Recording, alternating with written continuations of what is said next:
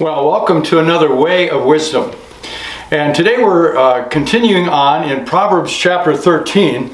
And I'd like to read two verses for you concerning hope, and more specifically, hope deferred. So many times we get our hopes up, only to have our hopes dashed. And how discouraging that can be. And yet the Bible addresses this. So listen to these passages, these two verses from Proverbs chapter 13 about hope, and specifically hope deferred. In verse 12 of Proverbs chapter 13 we read, "Hope deferred makes the heart sick, but when the desire comes, it is a tree of life." Hope deferred makes the heart sick.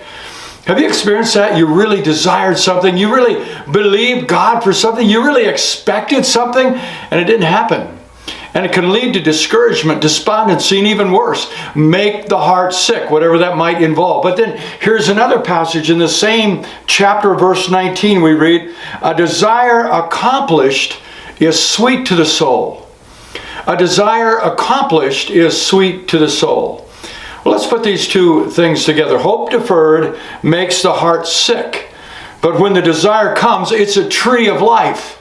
And that was verse 12. And verse 19 says the desire accomplished is sweet to the soul. Let's remember something. Oftentimes our desires need to be sorted out. And when God gives us a desire, He doesn't always reveal the exact timing that that desire will come to pass in.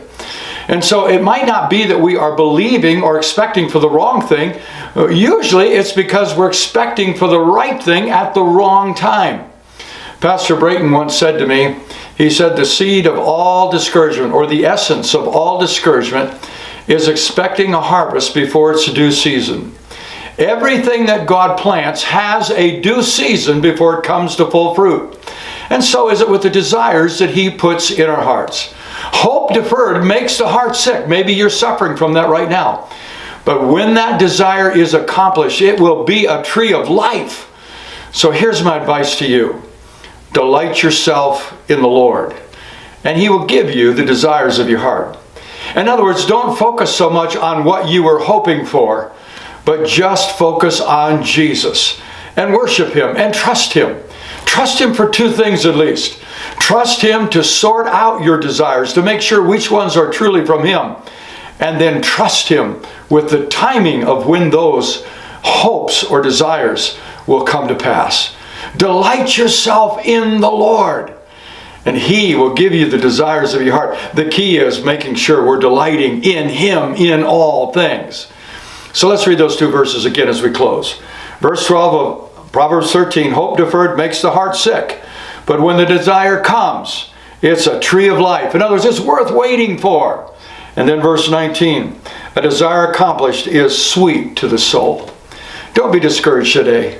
Delight yourself in the Lord and say, Lord, I'm trusting You with two things. I'm trusting You to sort out my desires, what's of You and what's just of me.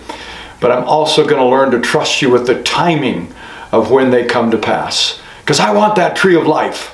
I want that sweetness to my soul. And so I will simply continue to believe, but delight myself in You.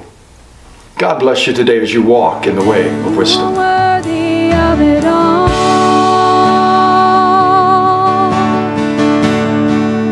You are worthy of it all.